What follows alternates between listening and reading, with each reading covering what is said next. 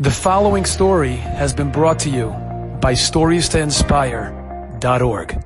The crazy story about this guy that was in the Vey. I believe one of my Talmidim told me. I think the story happened in the Vey in Eretz Yisrael. So this guy who was just vegetating, he didn't go to class, didn't go anywhere, didn't go nothing. One of his friends finally pushed him. He said, go to one Gemara class. Go to one Gemara class. Just maybe you'll like it. Okay, if you go with me, I'll go with you. So they went to a Aschalas Gemara class, whatever it was. What were they learning? Eila Metzias. They're learning Eila Metzias Shalai. They were learning in the Mishnah that if you find something that has a siman, has a sign on it, right? A name, crack, something different, so chayav lahachris, you have to announce it, right? You have to announce it. You find something, you find a wallet and you have to give it back. This kid was very anti-Jew, he was anti the whole system. So he said, I'm getting out of it. He walked out of the chair. So his friend said to him, why'd you walk out of the chair? He says, come on, this is stupid. This whole thing is stupid.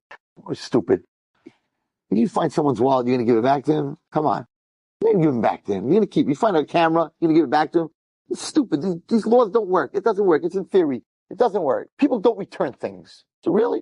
Okay. So his friend says, let's go down to Mincha in, what's that, Shtiblach, in Zecharia Wallerstein. He says, let's go down in Zecharia Wallerstein. Mincha, I'll show you that you're wrong. Okay? So they go to Zecharia Wallerstein, and on the wall, found pen, found watch, found glasses, found this, called this, found handkerchief, found ring, found it. All these different he says, you see? He says, Jewish people, here, all these numbers. All you have to do is give a simon, they'll give you where the kid was amazed. He says, okay. It's very nice. Religious people, it's very nice. So I'm not interested. Okay. End of story. Leaves the Vey. Goodbye. Have a good day. No, didn't turn. Where does he go? To India. It's a true story. Goes to India. Judaism is not for him. Goes to India. He comes to India. He's a very handsome, very smart guy. And he joins a cult, one of these Indian cults. And the guru becomes very close to the guru. And the guru is like holier than holy. And, he believed in whatever the guru said. He totally left Yiddishkeit.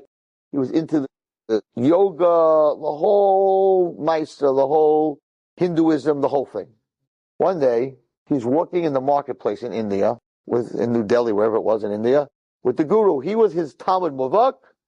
He was Jewish. He was very spiritual, but he didn't like Judaism. Anyway, he's walking with this guru, and they come across on the floor a bundle of money, Indian money, wrapped with a wrapper and a string, whatever it is. And the guru picks it up. And the boy says to the guru, what are you going to do with it? So wait a minute, what am I going to do with it? In heaven, they just sent me this present. This is for me. He says, but somebody lost it. It could be someone's livelihood.